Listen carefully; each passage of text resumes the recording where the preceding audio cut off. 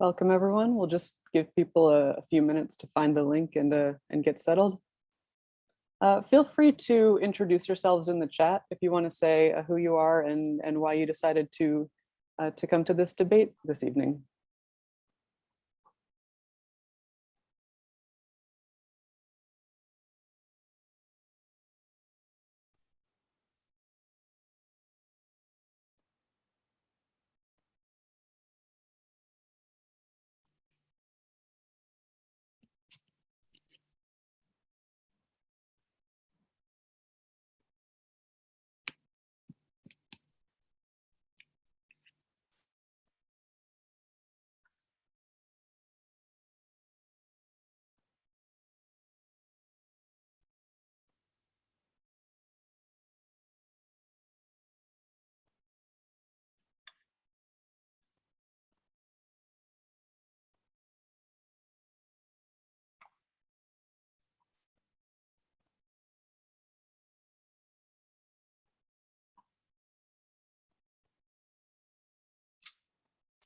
If you're just joining us, we will start in just a couple of minutes.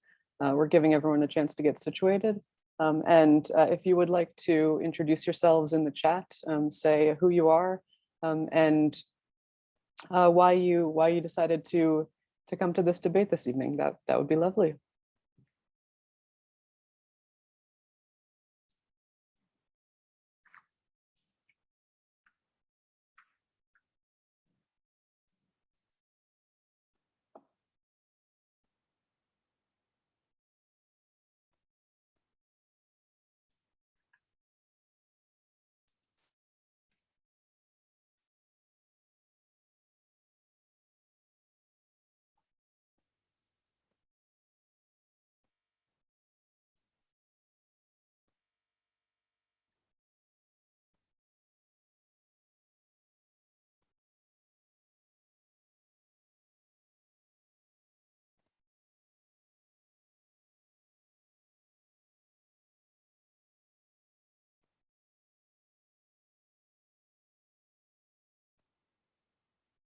I think we'll give it one more minute because I see people are still filing in. Again, if you want to introduce yourself in the chat and say why this is important to you, why you decided to attend this debate this evening, that would be great.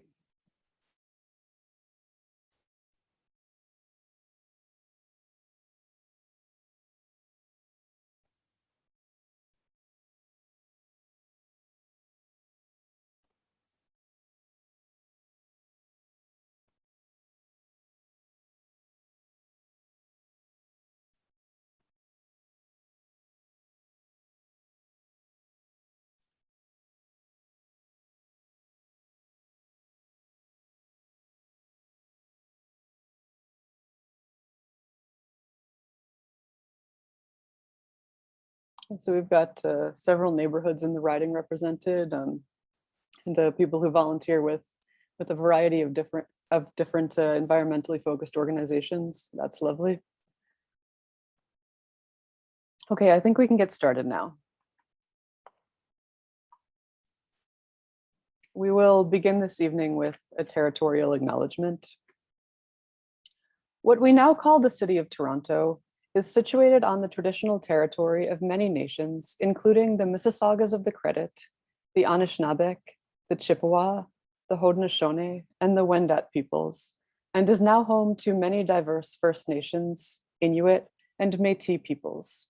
The area is covered by Treaty 13, signed with the Mississaugas of the Credit, and the Williams Treaties, signed with multiple Mississaugas and Chippewa bands. As we gather to participate in the political process, let us each reflect on our own positionality with respect to this land. Let us also consider the ways in which Canada's democracy has excluded and disenfranchised Indigenous peoples and continues to do so.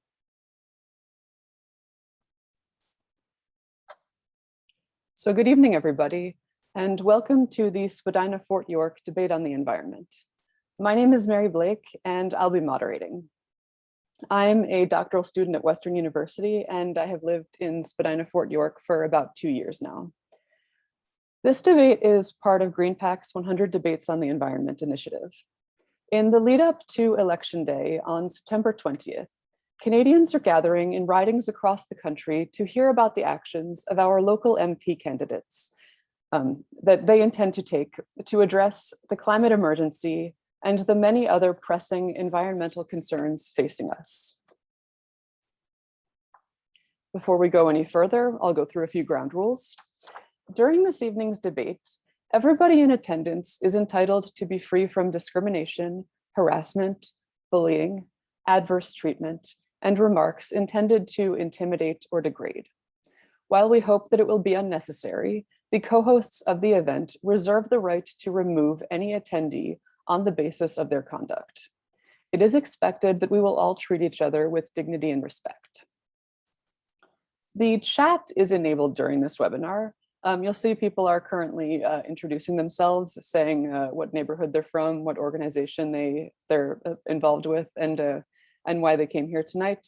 Please do feel free to continue to do that while I'm introducing things. And throughout the webinar, if you need to communicate with one of the co-hosts because, for example, the audio is not working and we don't seem to have noticed, please do feel free to do so. However, once the candidates have started talking, please refrain from using the chat to have a side conversation during the debate, as this detracts from the reason that we're here, namely to hear from the MP candidates who have taken the time to speak to us. Please refrain as well from using the chat to provide running commentary on what the candidates have to say. And I will say just a few words about who is organizing this debate. As I said, my name is Mary Blake, and I'm serving as moderator tonight. I'm one of the co-organizers of the debate, and I'm joined this evening by my fellow co-organizers, Mark Simmons and Shanice Tadeo. We are all Spadina, Fort York residents, and we volunteer with environmental groups in the area. This debate, as I mentioned earlier, is part of GreenPAC's 100 Debates on the Environment initiative. I've put GreenPAC's website up on the screen, along with the names of some other organizations that the three of us are involved with, in case you want more information. We decided to put this debate together because we believe that the environment is one of the most important considerations heading into the upcoming election, and we know we're not alone. According to CBC's Vote Compass, the environment is the top issue for Ontario voters. But you didn't come here to hear from me. The candidates are the main event, of course. Spadina Fort York candidates from all parties that were represented in the last parliament were invited to participate in this debate. So that is Kevin Vuong, the Liberal candidate, Suki Jandu, the Conservative candidate, Norm Di Pasquale, the NDP candidate, and Amanda Rosenstock, the Green candidate. Kevin and Suki declined the invitation. However, we are joined today by two candidates. As I said, Norm Di Pasquale and Amanda Rosenstock, and we are very happy to have them here this evening. Norm Di Pasquale is a school board trustee and information technology specialist and has lived with his family in Spadina, Fort York for 15 years, and he is running as the NDP candidate. Amanda Rosenstock is a graduate of Osgoode Law School, was called to the Bar of Ontario in 2020, and is the former legal counsel to one of Canada's leading education technology companies. She is running as the Green Party candidate. We thank Norm and Amanda for taking the time out of their very busy schedules to join us this evening. To go briefly over the debate format, we will begin with opening statements, and each candidate will have 1 minute. The order has been randomly decided, and Norm is going to go first for opening statements, and then the candidates will alternate after that. There will be we'll begin with 8 preset questions, which were distributed in advance. And then we have 4 audience questions that we received via email, or that we have chosen from questions received via email. Depending on how time is looking, we may also be able to take some questions from the floor.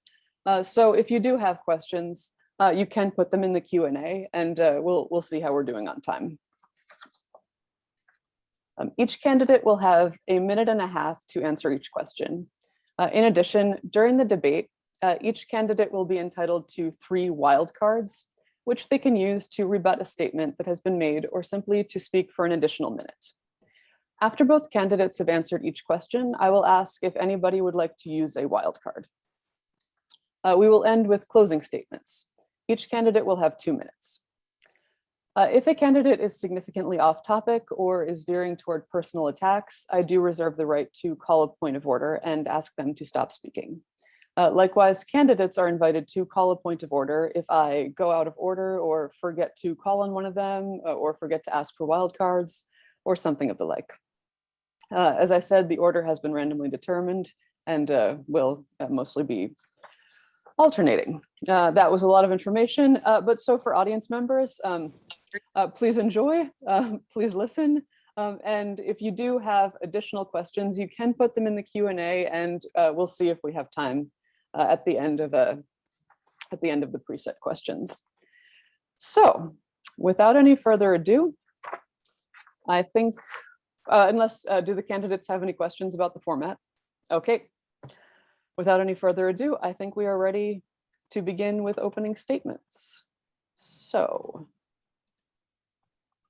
Norm, would you like to begin? Yes, hello everyone. I'm Norm Pasquale, your NDP candidate in Spadina, Fort York.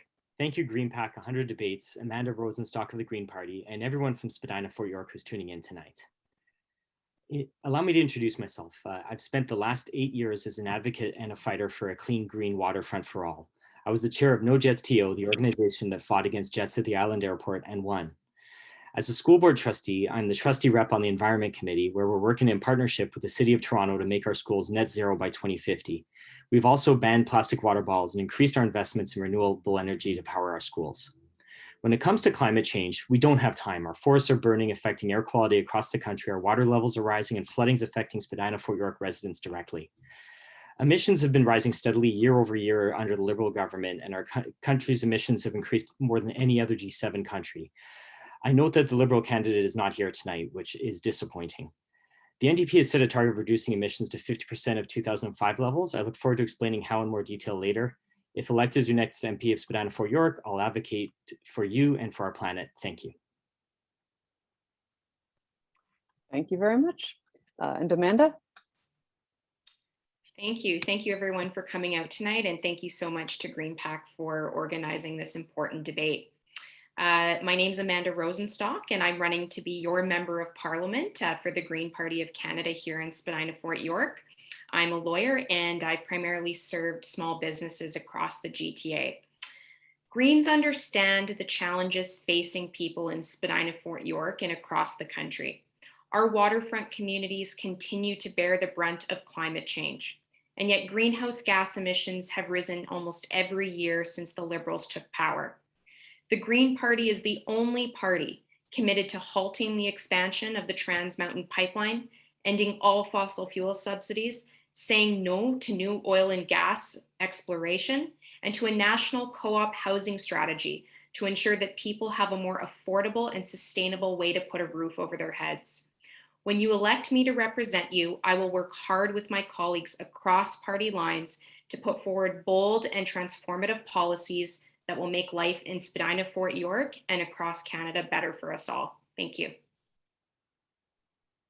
Thank you for that, Amanda.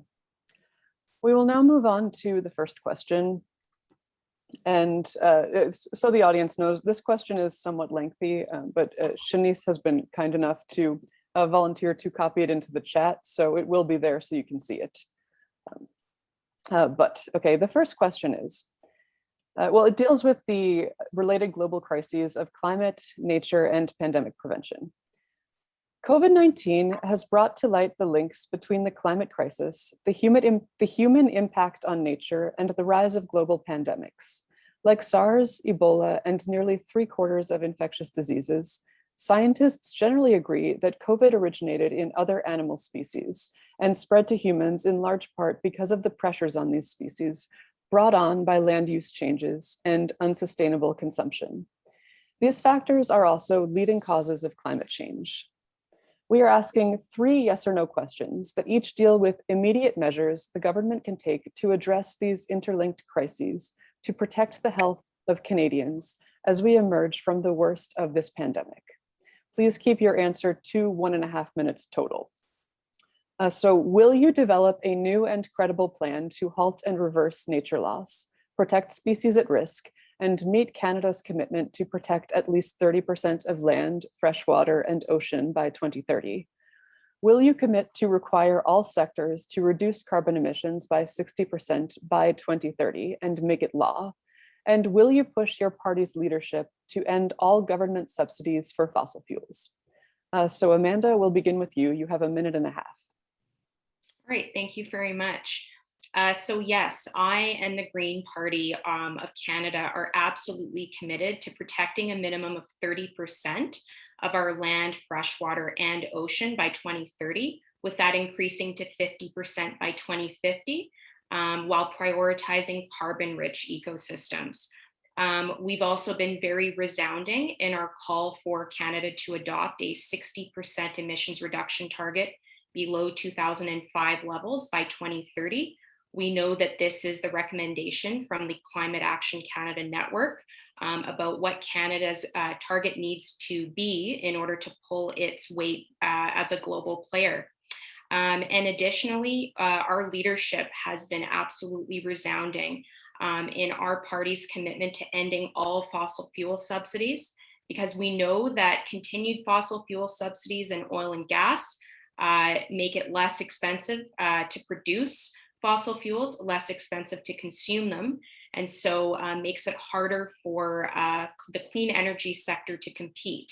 And if we're going to reduce global demand on oil, which is absolutely vital to deal with this crisis, we have to put an end to these subsidies.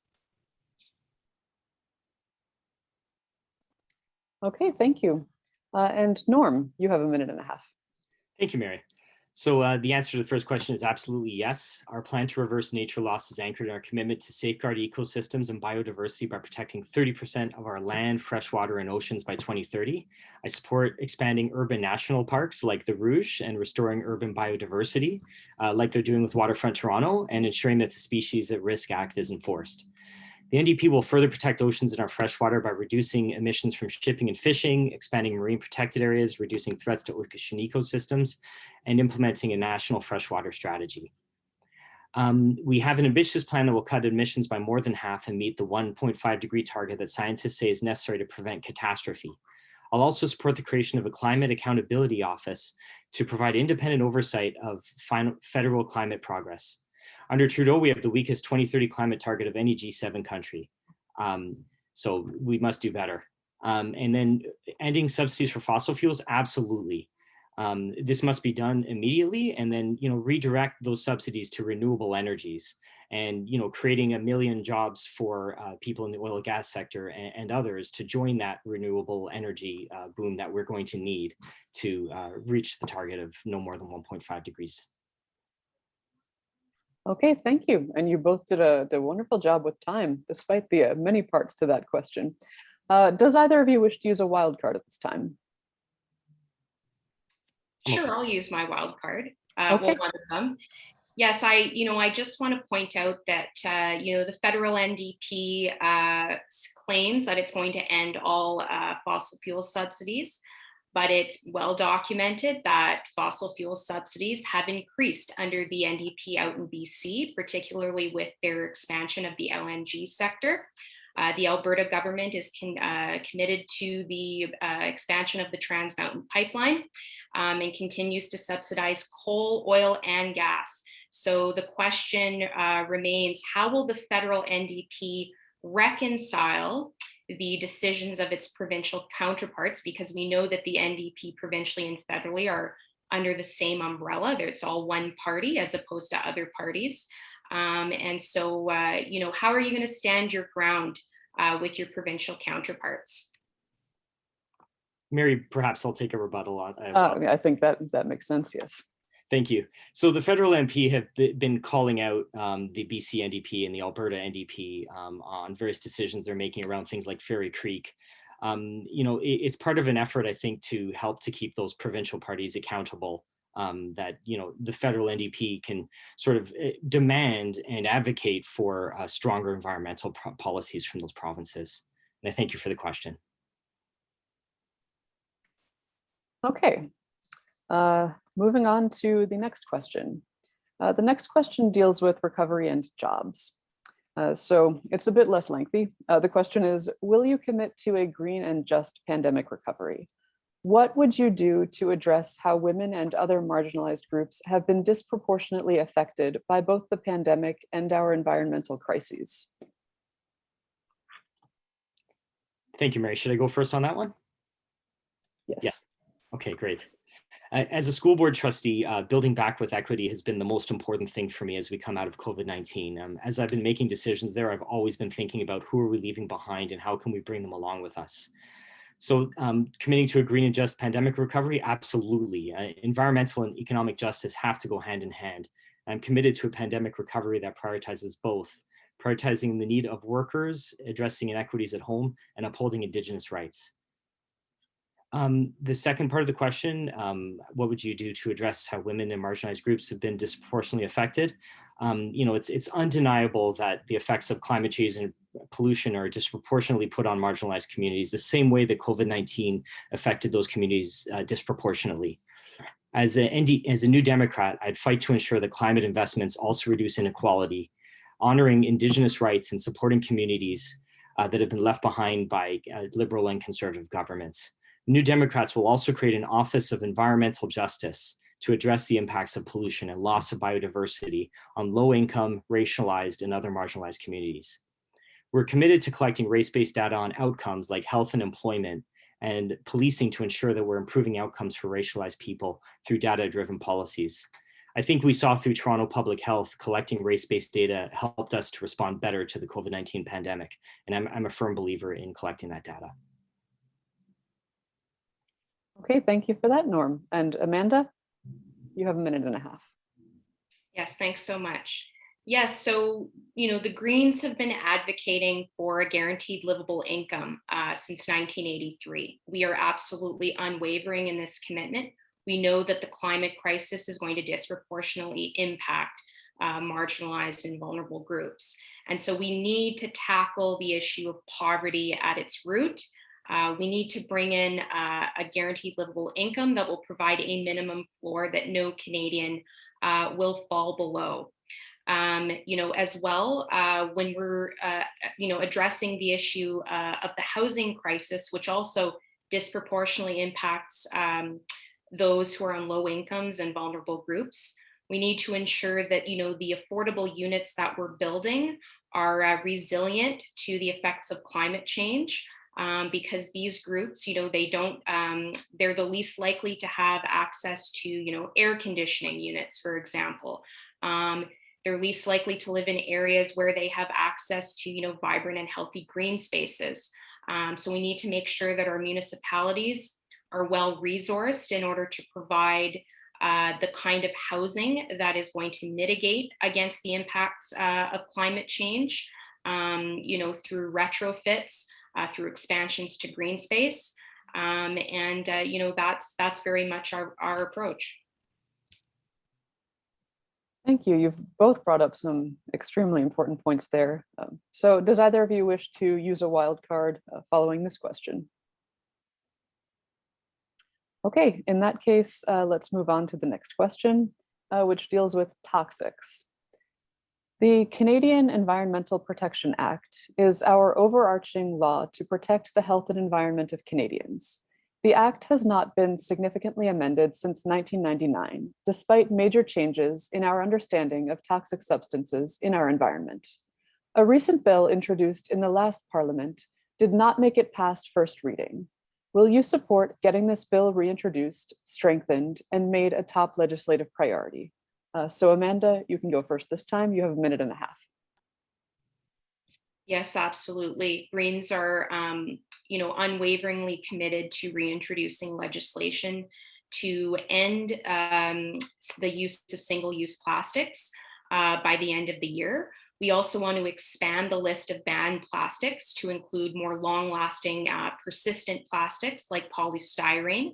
And beyond that, we also are committed to ensuring that all packaging contains a minimum of 50% recycled materials. We want to see the federal government first and foremost take leadership on that.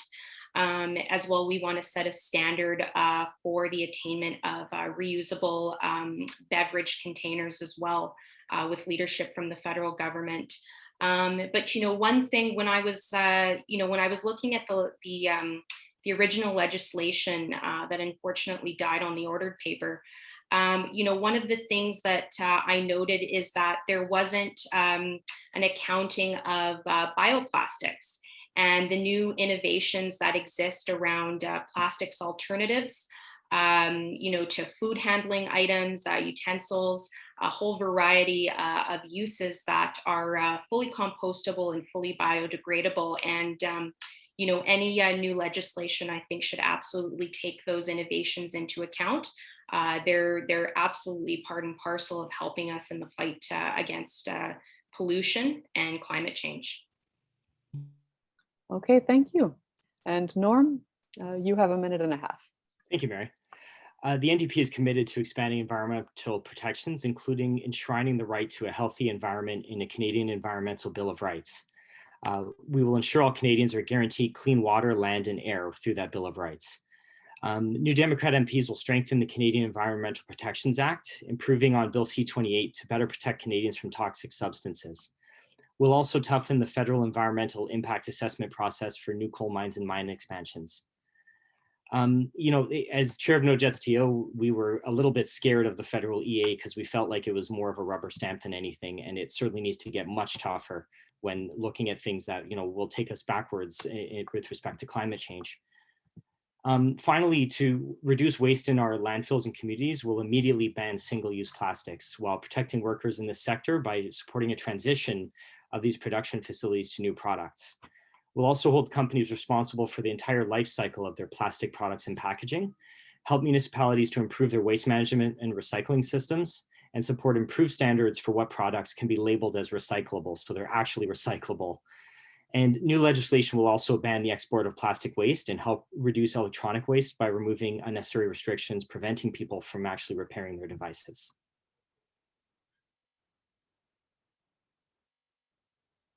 Thank you both. Does either of you wish to use a wild card at this time? I think we'll all get tired of that by the end, but moving on to the next question then. Norm will answer first this time. So the next question deals with Indigenous rights. Indigenous people play a critical role in environmental solutions.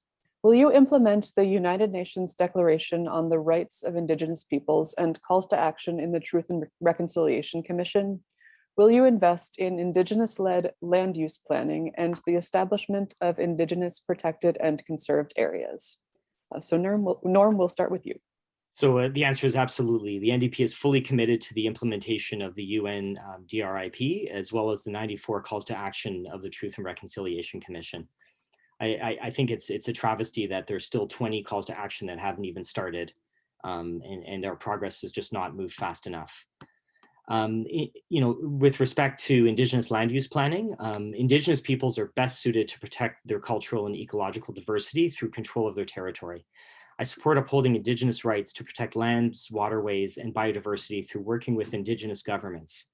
This means making First Nations, Inuit, and Métis people full and equal partners in Canadian efforts to create a low carbon future. This would include encouraging energy sustainability in remote communities and supporting equity opportunities for renewable energy projects. It also includes supporting Indigenous-led nature conservation and land use and climate planning, including by growing the Indigenous Guardians program. Indigenous people must be central in decision-making role to help Canada's efforts to confront the climate crisis. The NDP are committed to making reconciliation central in our plan to address the environmental crisis, ensuring Indigenous people are full and equal partners. Thank you. And Amanda? Yes, thank you very much. Yes, when it comes to UNDRIP, our MPs voted in favor of Bill C-15, which sets out that the government's laws must be consistent with UNDRIP. We also fully support the implementation of all 94 calls to action under the Truth and Reconciliation recommendations, and particularly the call to end all boil water advisories across the country. The Liberals said they were going to end all of them. They said they were going to do that in 5 years in 2015, and they haven't. And so, yes, so we commit to that. We also, in our platform, we specifically commit to supporting Indigenous-led protected land and conservation areas, as well as financing Indigenous stewardship over those areas. My view is that, in the Indigenous peoples of this country, possess such incredible traditional knowledge and other forms of knowledge, stemming from their unique physical and spiritual relationship to the land. And that should absolutely be taken into account, and they should be consulted on in any sort of conservation project or measures. Okay, thank you both. I would just remind everybody to, if you're asking questions either in the chat or the Q&A, do please be respectful. With that said, does either of you wish to use a wild card at this time? Okay, then moving on to the next question, and Amanda will go first this time. The next question deals with the question of leadership. The question is phrased as a yes or no question, but you may of course elaborate for a minute and a half. So the question is, will you join the All-Party Climate Caucus to work collaboratively with MPs from across the aisle on policy solutions? Amanda, you have a minute and a half. Thank you so much. And absolutely. And in fact, in the last election, in our Mission Possible document, we had called for, an all-party sort of inter-war cabinet-like coalition which would be modeled very similarly to the all-party caucus that the question is referring to. But beyond that, we also want to establish a non-partisan council consisting of Indigenous representation from youth and climate activists, scientists and researchers, as well as those who will be most impacted by climate change, to advise government on its policy directions with respect to climate change. Thank you. And Norm? Thank you very much, Mary. As a school board trustee, I represent 4 wards, which means I work with 4 councillors, 4 MPPs, and 4 MPs. And we had calls constantly through COVID-19 to coordinate and just make sure that we were responding in a great sort of team-oriented way. So, the answer to this would be absolutely. I would work with anyone who's seriously committed to bringing about meaningful environmental and climate protection and protecting a good quality of life for future generations of Canadians. That's great to hear. And I think I speak for many of the people here when I say that that's what we want to see.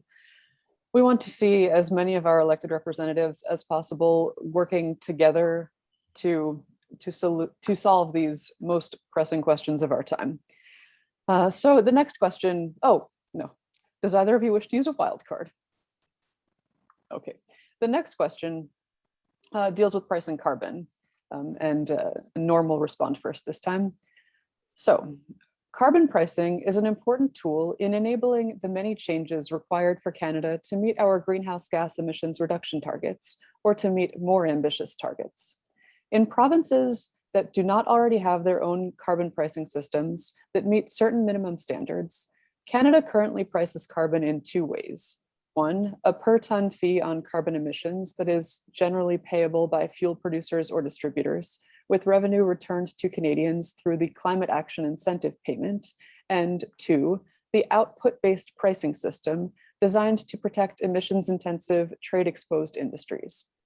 How do you think that Canada's approach to pricing carbon could be improved or strengthened? And what would you do to advocate for these changes if elected? Norm, you have a minute and a half. Thank you.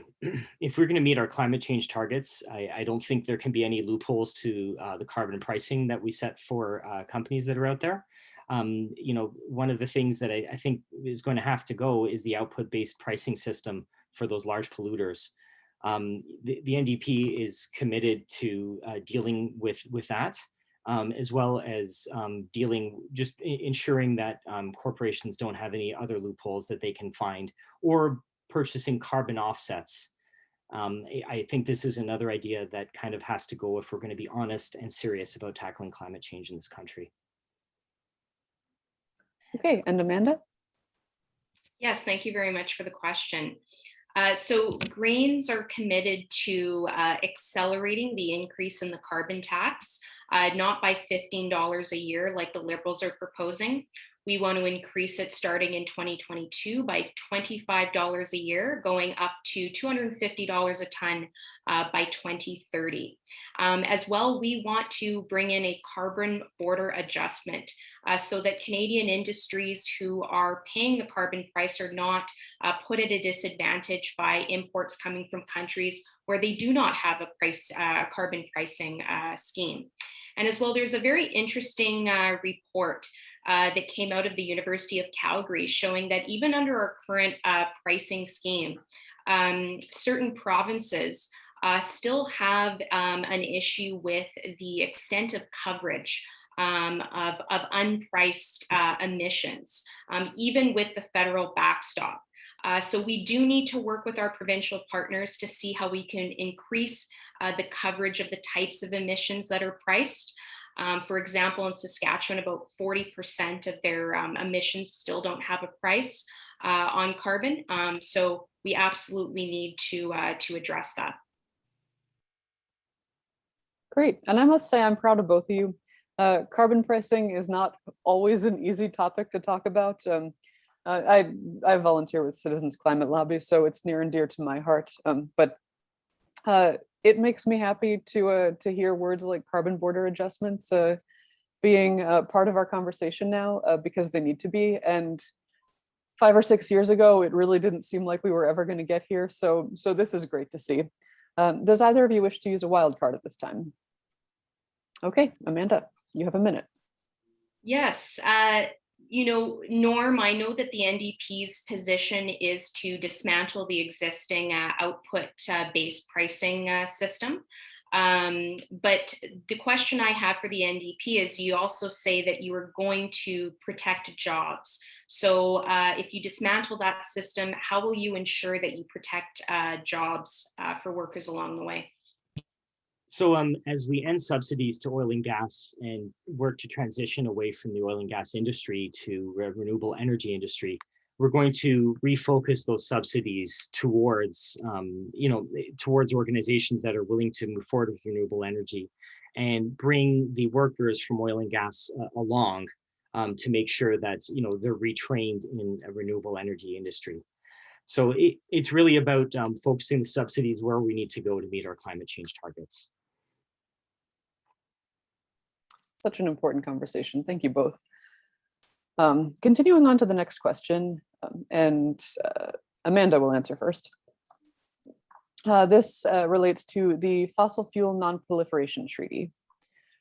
UN Secretary General Antonio Guterres declared the recently released 2021 IPCC report a code red for humanity, and stated that countries should end all new fossil fuel exploration and production and shift fossil fuel subsidies into renewable energy. The Fossil Fuel Non-Proliferation Treaty is a global initiative to phase out fossil fuels and support a just transition to renewable energy. It has been endorsed by 13 global cities and subnational governments, including the City of Toronto, over 600 organizations, and over 130,000 individuals, including over 1,600 scientists, academics, and researchers. If elected, would you commit to endorsing the treaty and to encouraging your fellow MPs to do the same? Amanda, you go first. You have a minute and a half.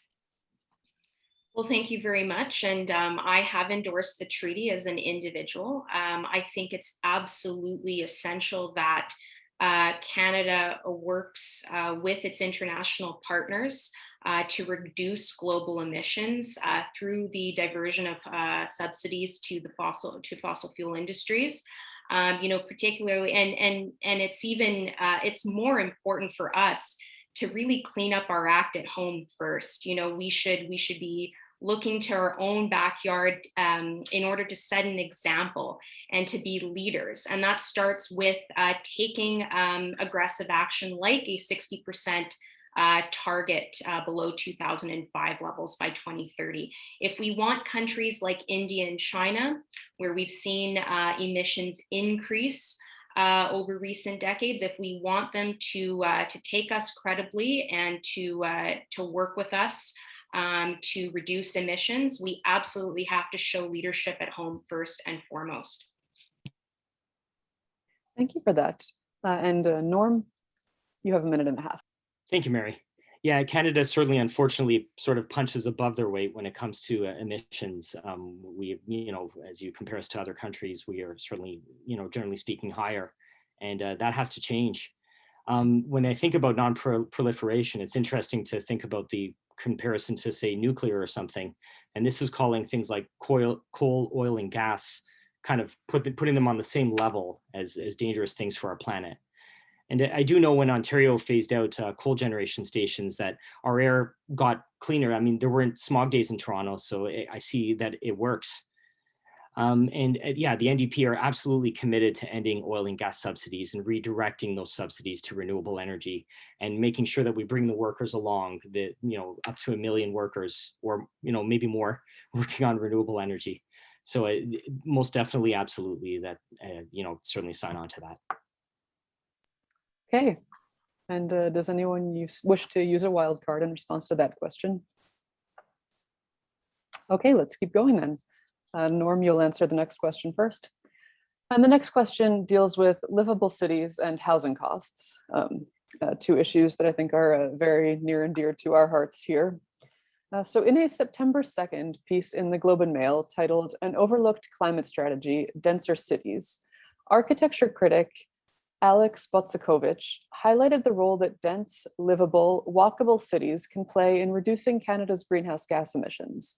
However, as we in Spadina-Fort York know, some of Canada's most walkable communities are also some of the most expensive. If elected, what would you do to help municipalities like Toronto to address the ongoing housing affordability crisis and to incentivize developers to build more new housing in walkable communities rather than in car-dependent suburbs? Norm, you have a minute and a half. Thank you, Mary. Spadina-Fort York is absolutely a walkable and cyclable riding. I haven't owned a car in 7 years because of this. And, I see people choosing to live in encampments so that they can stay in this walkable community. And, I was heartbroken to be at Trinity Bellwoods as those encampments got bulldozed. And, that's really what got me to decide to get involved in this election in the first place. The NDP are proposing to solve this problem to build 500,000 affordable homes, building 250,000 of them within the first 5 years, leveraging nonprofit solutions such as co-ops and land trusts so that everybody can get into a home that works for them. Furthermore, if a renter is paying more than 30% of their income towards their rent, the NDP will offer a subsidy so that those people can hold on to their apartments, because that's also a crisis. And then when it comes to purchasing, let's say, a condo or a house, we are going to work to get the speculators and corporations out of that house buying market. So you're only competing against other people for a roof over your head. Under the Liberals, unfortunately, rents has skyrocketed and the house prices have skyrocketed and, show no signs of improvement. So this is also a crisis. That we are in a housing crisis right now, and that's how the NDP will address it. Thank you for that. And thank you for pointing to how many different issues are interconnected under this umbrella. Amanda, you have a minute and a half. Thank you. Yes. So when it comes to building active transportation infrastructure, we really need to ensure that our cities are well equipped to expand this type of infrastructure. So Greens, in 2019, and again, now we propose a dedicated national cycling and walking infrastructure fund. But we also want to flow funds directly to municipalities because we know that our cities are cash strapped. They only get 10 cents on every tax dollar that's collected within their jurisdiction. And they are going to do the heavy lifting when it comes to creating more livable cities. So whether that's expanding bike lanes or pedestrian areas or even electrifying public transit. So we also propose a 1% allocation of the GST to municipal infrastructure and housing, as well as permanently doubling what used to be called the gas tax funds, now the Canada Community Building Fund, so that cities have a flexible, predictable source of funding to make these kinds of, to source these kinds of developments. As well, on the housing front, I mean, we really have to tackle it at, all points within the spectrum, at the ownership level, at the when it comes to rental housing, and of course the homelessness crisis. I mean, Norm's right. When it comes to home ownership, we really need to get speculators out of the market. That means making it tougher for investors to purchase single-family properties, as well as real estate investment trusts.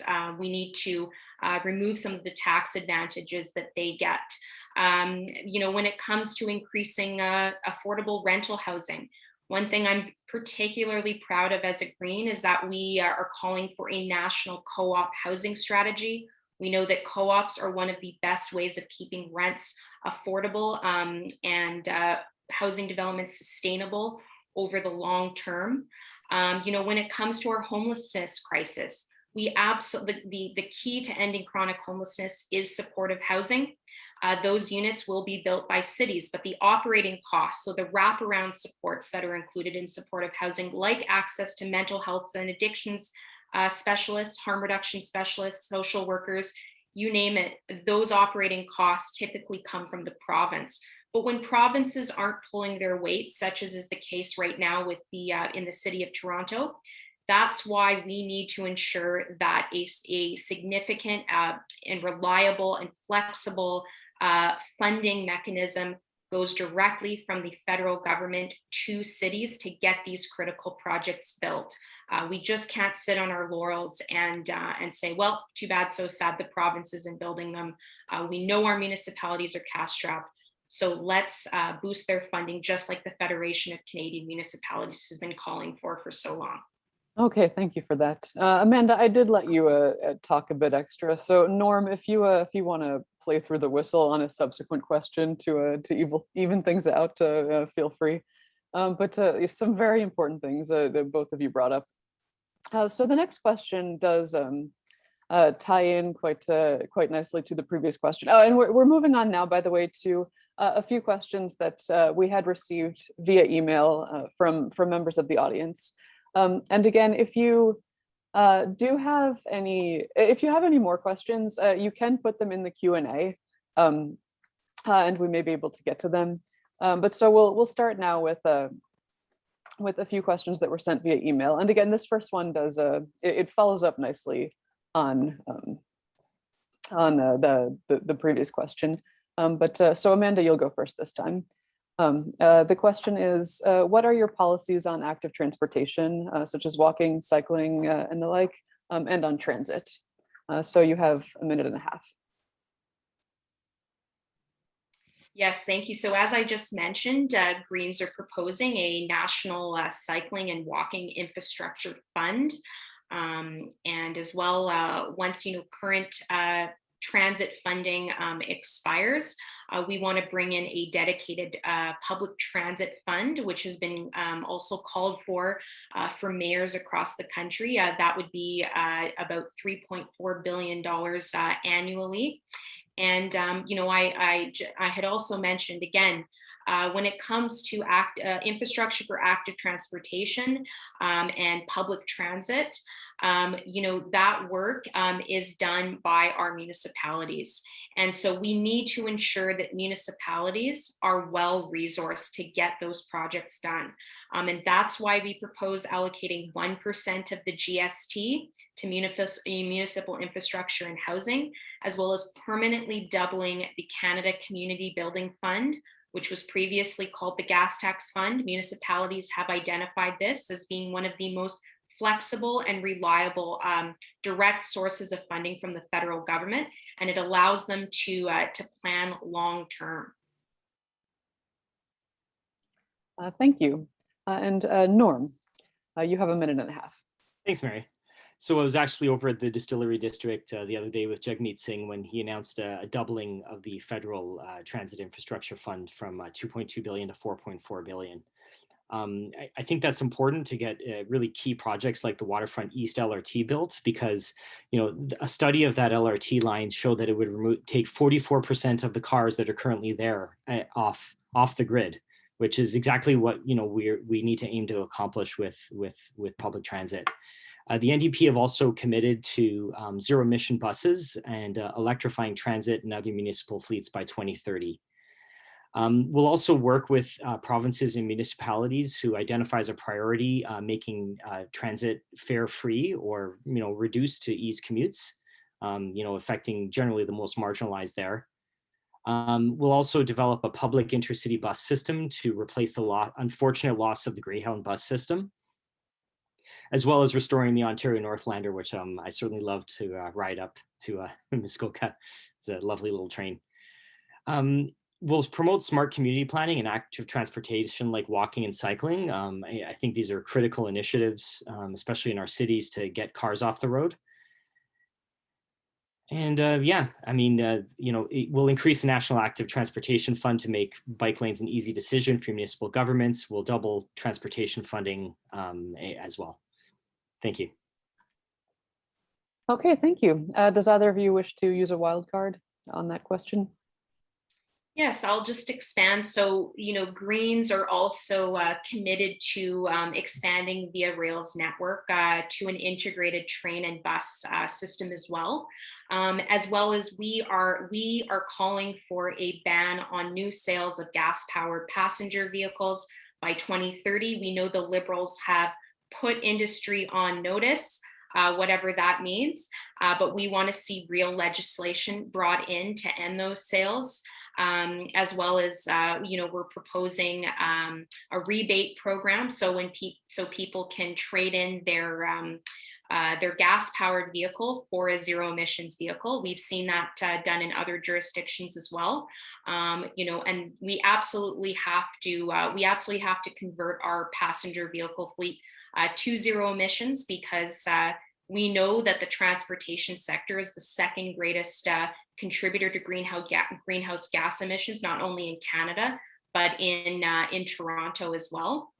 And so let's just get it done. Norm, did you want to use your last wild card too, or do you want to hold on to it? No, thanks. I'm okay. Okay. We have one more question that was actually, it was two questions that I fused together, but that were both, again, pertaining to the ways in which the federal government can work with municipalities. It does seem that that is top of mind for a lot of people in the riding right now. So this hybrid question also follows up from the conversation we've been having. It's how do you plan to help Toronto mitigate climate change, including water runoff? And how would you and your party work to make sure urban neighborhoods remain livable? For example, ensuring access to green space, addressing issues around noise, and taking steps to avoid urban heat islands. Now I forget where we are. Norm, is it your turn to go first? Could that question be put in the chat, Mary, by any chance? Yes, actually, I think Shanice may or may not have it, so I'll just type it. Just to help keep me on point. How do you plan to help Toronto mitigate climate change?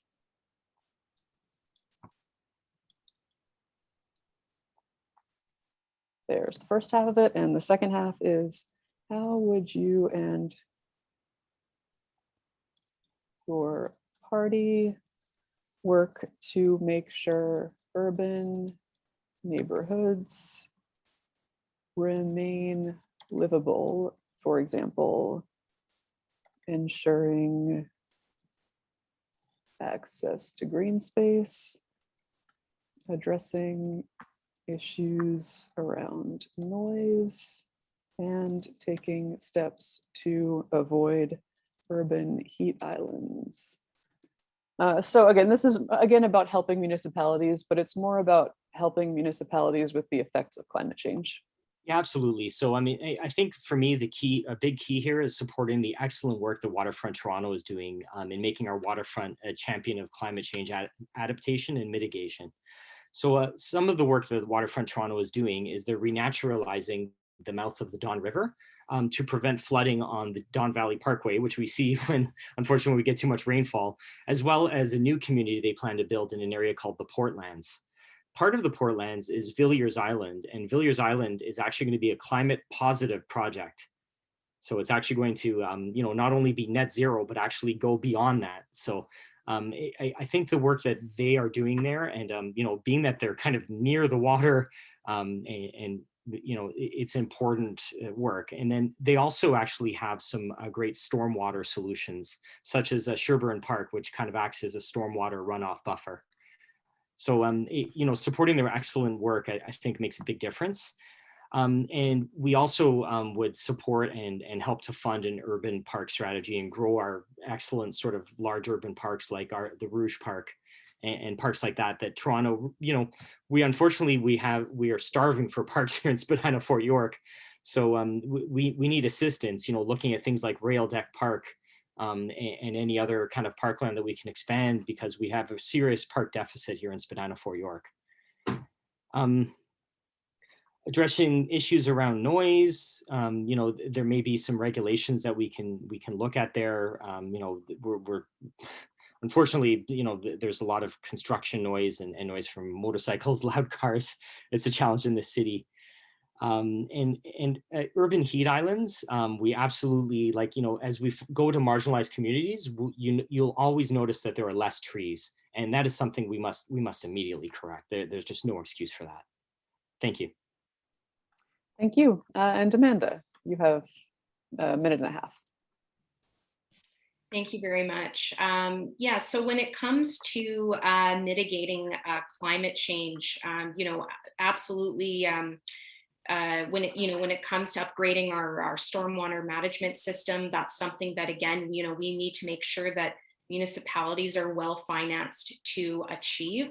As well, it's amazing that 85% of the shoreline and wetlands have been lost along Lake Ontario over time. And so the Greens absolutely propose an urban revitalization and biodiversity revitalization strategy, which would expand green space and protect distinctive, urban specific species, such as certain types of birds. As an example, we've got over 316 species of birds over at Tommy Thompson Park. It's been recognized internationally as a protected area for wildlife. And when it comes to making sure that our cities are more livable and mitigating against the effects of urban heat islands, absolutely we need to expand green space. The Federation of Canadian Municipalities flows funds through what's called the Green Municipal Fund that assists municipalities to convert brownfields into green space. And so again, municipalities need those dollars in order to do that. As well, that funding can help them, develop green roofs, which we know also mitigate against urban heat islands. And as well, when it comes to, the rapid development and, increasing numbers of tall towers that we see in our riding, and which is a real issue for people. And this increasing density absolutely concerns people and about what the prospects are for their access to green space. We really need to look at the possibility of spreading out density across the city.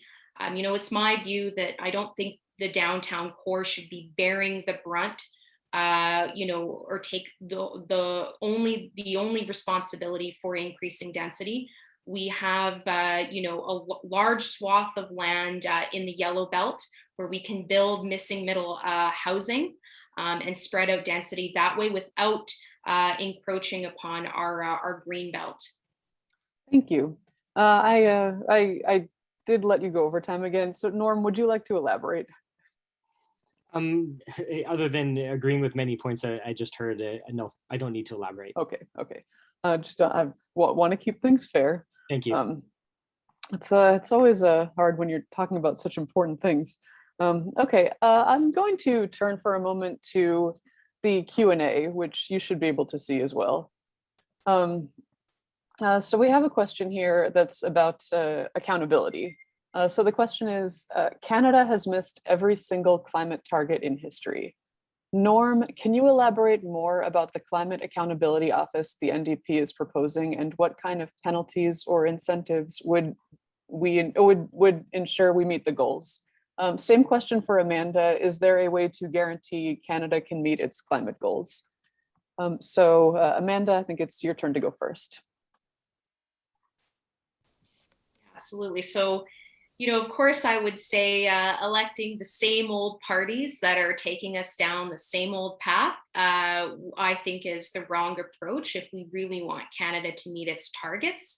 And like Mary had pointed out, Canada has missed every single emissions reduction target that it's set, and it's quite frankly pitiful. When it comes to holding government accountable, yes, Greens were absolutely in committee pushing for accountability, strong accountability mechanisms in Bill C-12. We were disappointed that there really isn't, a lot of teeth in the bill in terms of holding government accountable. And specifically, it's a complex question, but I could potentially envision something like, if government fails to meet a target, obviously in the bill does include the requirement that they have to report on the reasons for those failures and how they can rectify those failures.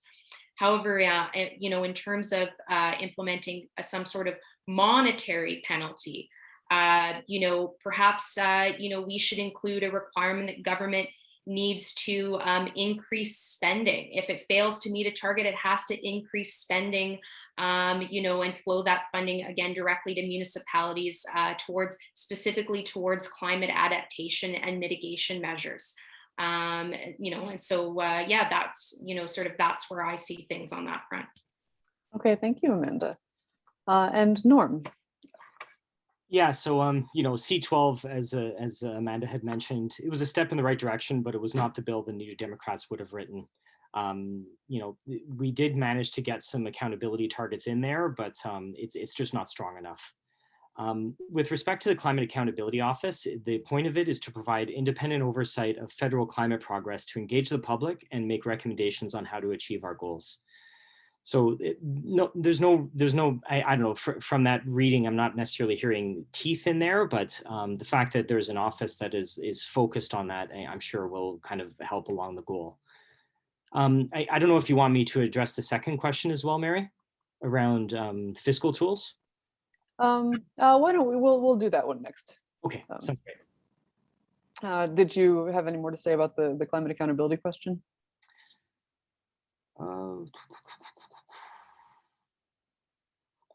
No, I don't think so. Okay, then that's actually a logical enough segue. Let's move on to the other question that we have here in the Q&A, which is about fiscal tools. So I will read it out. Economists have highlighted the fiscal tools the government has at its disposal, including modern monetary policy, increasing spending without taking on debt, and increasing inflation. How will the candidates use modern monetary policy and the spending space the federal government has to focus on climate mitigation? So Norm, you can start us off. Thank you. Again here, I think I would point at Waterfront Toronto. The 3 levels of government have invested in Waterfront Toronto, and they have delivered not only in a return on investment where they've kind of tripled the amount of money that we put into them, but also created 100,000 year sort of person years of jobs, and as well have helped our climate to become, or our waterfront to become like a champion of mitigation and adaptation. So I think, organizations like Waterfront Toronto show us the way on how we can kind of build more places for people to live, work, and play, while also fighting climate change, and also while providing a return on investment for the government's spend on them. So, I would look to kind of increase that model, which has been so successful here in Toronto. Okay, and Amanda, you have a minute and a half.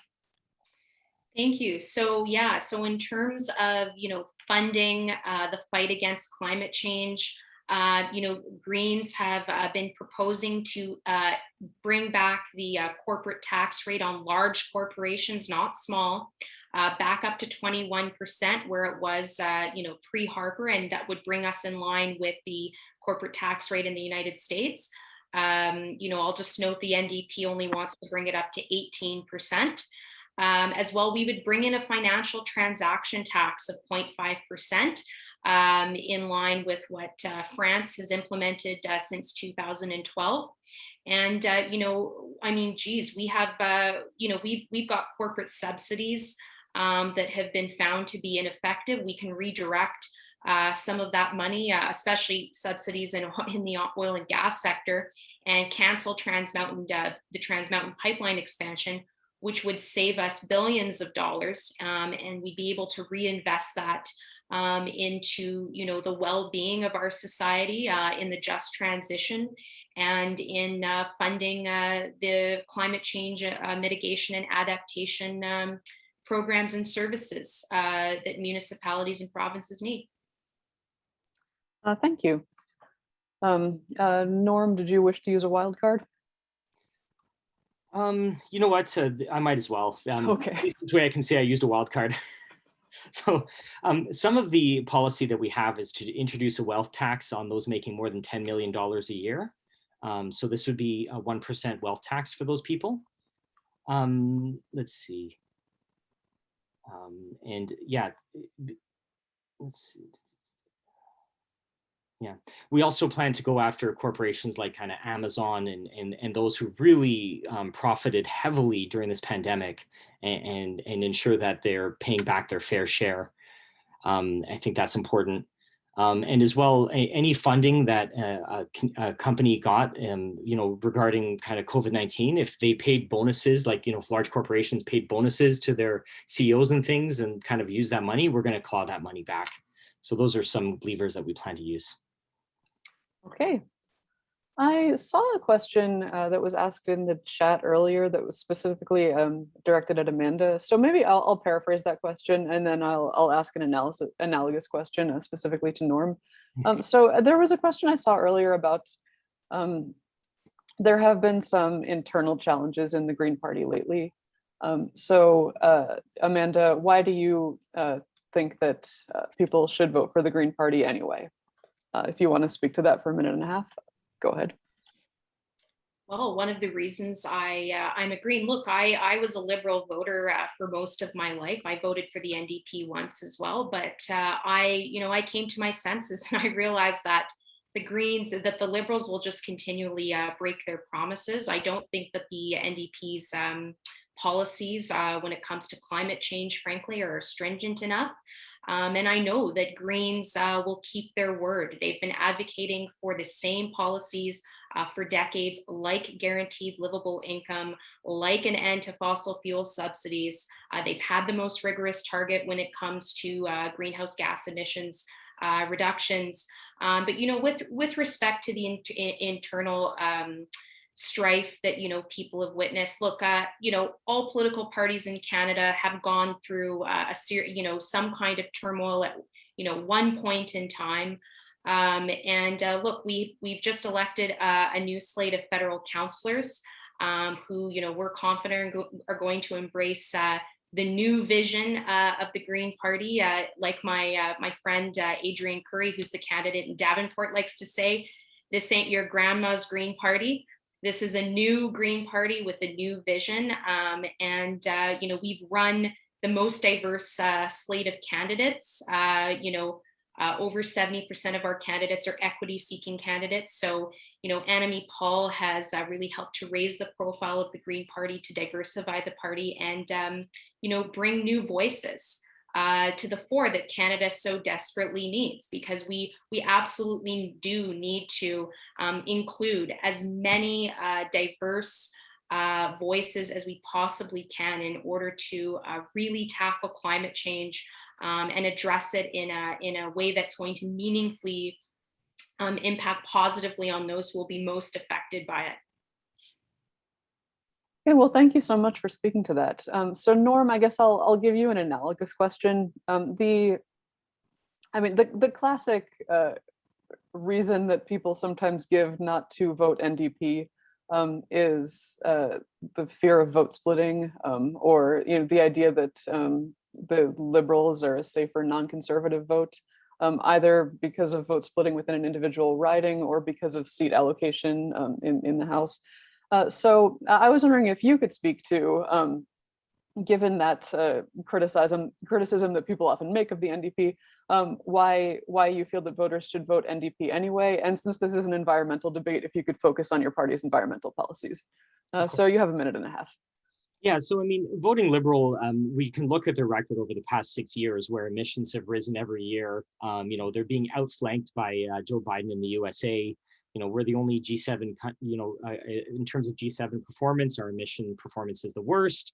It essentially is a vote for more of the same, which, we have run out of time on the climate. We don't have time.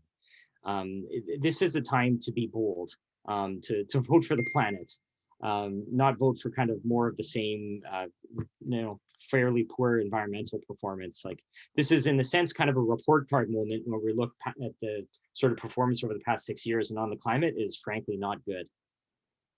I hope that helps. Okay, thank you. And I suppose I should clarify, GreenPAC is a nonpartisan organization. I am, of course, not telling anybody to vote for any one party. That is not my job as moderator here, but of course, you're allowed to do that as candidates. So that's why I gave you each the chance to do that. So I think it seems there aren't any more questions in the Q&A. There is one more that we were sent by email. Oh, there's one in the chat, it looks like.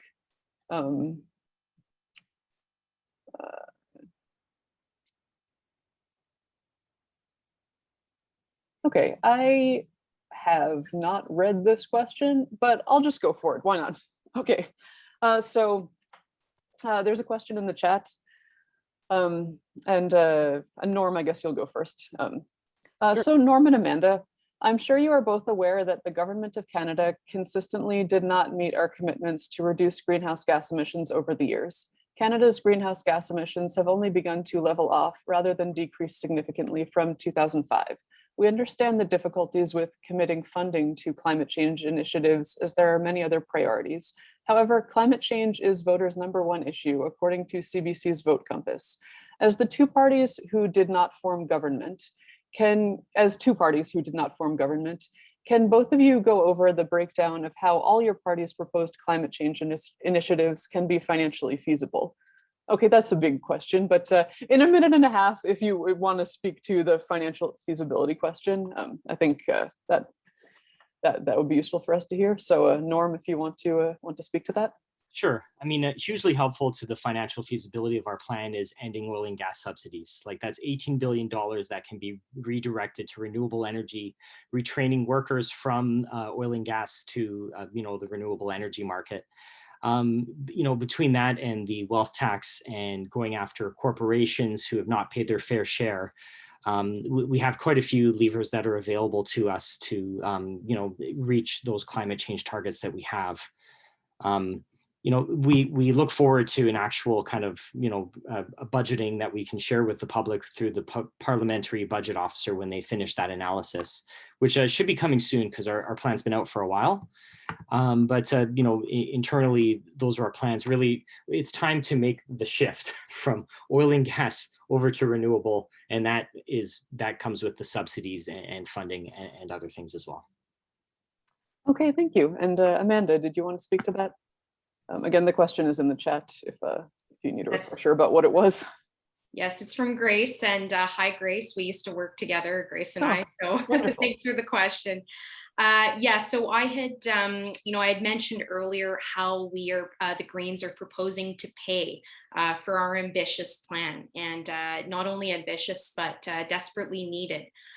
So look, first and foremost, we absolutely need to raise taxes on our large corporations, especially those corporations that profited during the pandemic. We think they can afford to pay a little bit more. So we want to bring the corporate tax rate back up to 21%.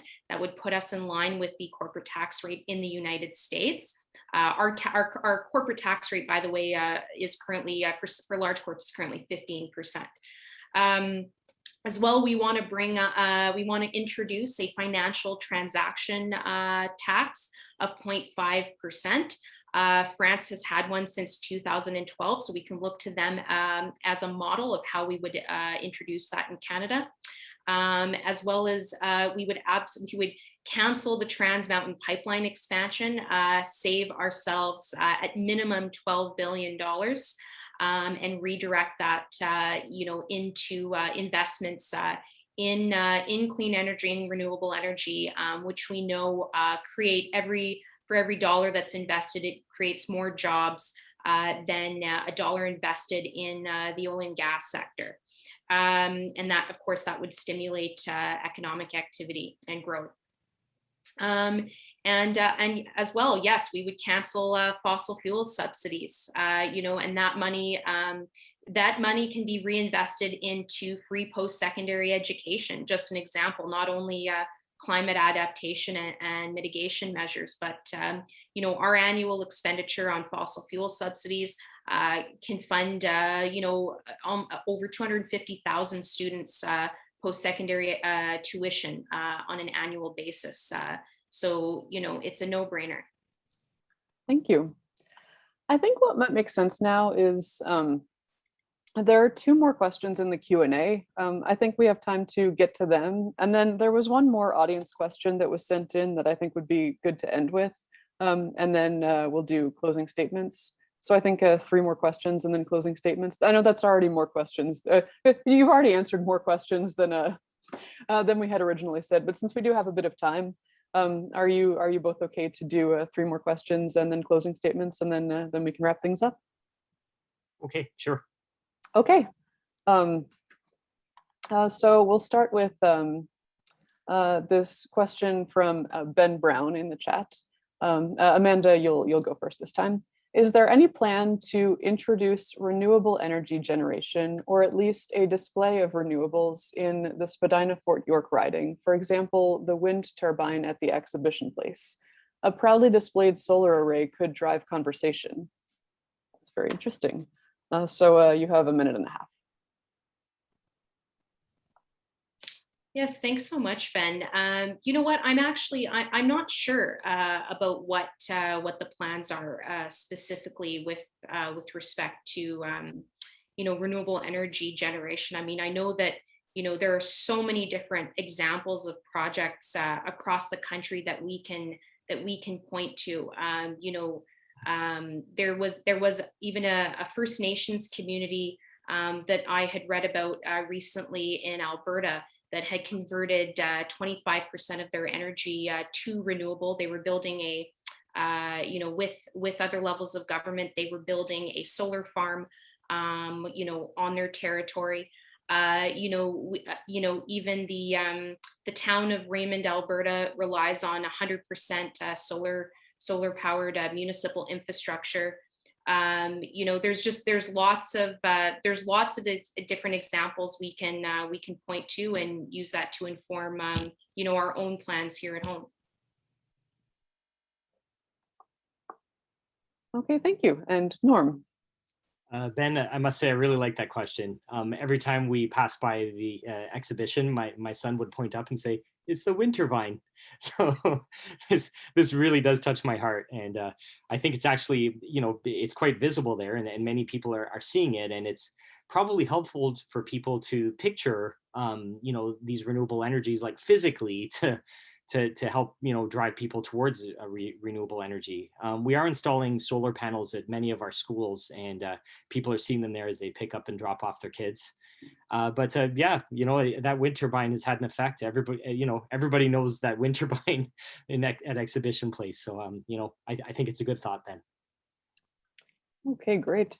And the next question we have in the Q&A is from Kay Chen. The climate change crisis is a matter of global concern, and it can only be successful if states or countries work together.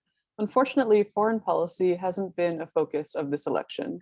What do you propose Canada can do to be seen as a credible leader and trustworthy partner in the international efforts against climate change? How would you engage and work with the biggest polluter, China, which has effectively cut relations with Canada due to their geopolitical reasons? It should be added, China is certainly not the largest per capita polluter, but total. Okay, so Norm, why don't you respond to that first? Thank you, Mary. So I think the best way that we lead is to lead by example. We cannot be the worst performing G7 country and then go to try to tell other countries how they should act on the climate crisis. We have to lead by example. Our emissions have to start going down. We have to start meeting targets to gain credibility as a climate leader across the world. We just don't have that today because of successful liberal and conservative governments that have left us where we are, where emissions continue to go up. With respect to China, Mary touched on it a little bit. By capita, I don't think they're as bad as we are even. Last I checked, they were 25% of the world's population and 25% of emissions. So, we have so much work to do here in Canada, and we have to become a leader and a country that the rest of the world can see as an example on the climate. We are not there. Thank you for that, Norm. And Amanda, would you like to respond to this question? Yes, thanks, Mark. So I had mentioned before that absolutely, Canada needs to clean up its own backyard before we go around and telling other countries what to do. So, like Norm said, we have to lead by example, and that starts with sustained emissions reductions right here at home, as well. I actually just lost my train of thought, but yeah, I mean, that's absolutely where we need to start. And look, actually, the Greens position is, I just came back to me, we want to reduce our dependence on countries like China, who have a record of human rights violations, who have a poor record on climate action, and so one of the examples I can point out to in terms of one of our policies is that we are committed to reducing our reliance on food imports by 30%. And not only would that help us disentangle ourselves to some extent from our reliance on some of these countries that don't necessarily carry out practices that are in line with our values, but it also helped to build the capacity of our domestic agricultural sector and bring back more value-added jobs and reduce emissions as well by increasing reliance on local farming and local food sources. So okay. Thank you very much. Thank you, Amanda. Let's move on now to, I don't know if it pains me to say this, but the last question of the night. And this is a question that was sent in beforehand by an audience member. And again, I thought it would be a good point to end on. So the question is, what is the single most impactful action that you propose the government can take to combat climate change? Amanda, your turn to go first. Unequivocally, we need to reduce global demand for oil and gas. And, we absolutely cannot do that without ending fossil fuel subsidies, because it puts, the continuation of these subsidies puts the clean energy sector at a disadvantage. They just cannot compete because the cost of producing oil and gas is cheaper. And so, that's 26% of Canada's emissions come from the oil and gas sector. As well, another quarter comes from the burning of fossil fuels through the use of through the transportation sector. So, so again, I would say, as a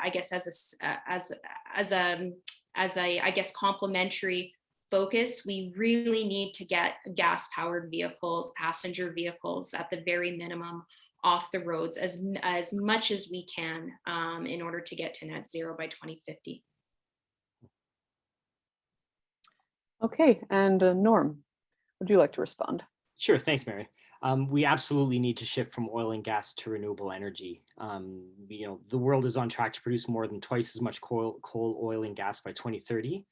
Then is consistent with limiting the rise in global temperatures to below 1.5 degrees Celsius. So, that includes ending oil and gas subsidies and shifting those over to renewable energies. We simply don't have time. We can't wait like, the current government is planning to do.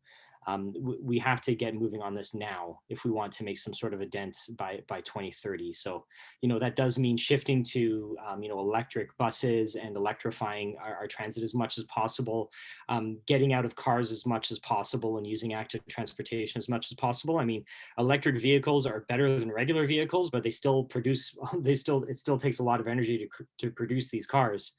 So, electric vehicles would be part of the solution for fleets and things like that. But the more people we can get out of cars, period, I think the better. But ultimately, it's the shift from oil and gas to renewable energy that we must do. It's number one most important thing. Okay, thank you. And with that, I think it's time to move to closing statements. So you have 2 minutes each. And Norm, you'll go first. Thank you. I would like to start by thanking GreenPAC, 100 Debates, the audience of Spadina for York, and Green Party candidate Amanda Rosenstock for all treating the climate change crisis with the urgency required. We don't have time, and the Canadian government must urgently tackle climate change for Canadians to ensure we have a country that's livable for all with an emphasis on the most marginalized. The current government in the past 6 years does not appear to be up to the task, with emissions rising every single year. Despite their sort of claims that it was going to go the other way, it just doesn't really appear credible anymore. The NDP government is treating climate change with the urgency required, and I will advocate for as strong a response as possible for our party. Elect me as MP, and I'll fight for you and for our planet. Early voting starts tomorrow at a polling station near you. Please vote early, and thank you very much. Okay, thank you, Norm. And Amanda, you have 2 minutes. Thank you. So many of us voted for the Liberals in 2015, hoping that they would offer progressive change. Well, after 6 years of inaction and countless broken promises, we know we can't rely on them to make life more affordable, more sustainable, or more accessible. And the NDP's plan falls far short of what is needed, especially when it comes to climate change. It's time for a change. If you want a real progressive voice in Parliament and a representative who is not beholden to towing the party line and who will actually follow through on what needs to be done to secure a more sustainable future for all Canadians, I urge you to vote Green on September 20th. Thank you so much for being here.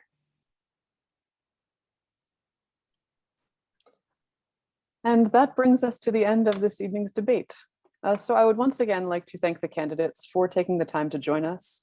And I would like to thank everyone in attendance for being present for this very important conversation. Candidates, if you would like to drop your campaign web pages or your Twitter handles or any other information in the chat, do feel free to do so. And when the recording of tonight's debate is available, we will be able to send a link to everyone who registered through the Eventbrite page. So I hope that everyone votes for who they believe is the best candidate to represent us here in Parliament, and that regardless of who is elected, we keep asking them these questions, and we keep asking the government to do more to protect our environment. Thank you all, and I hope you have a wonderful rest of the evening. Thanks, everyone. Good night, everyone. Thank you.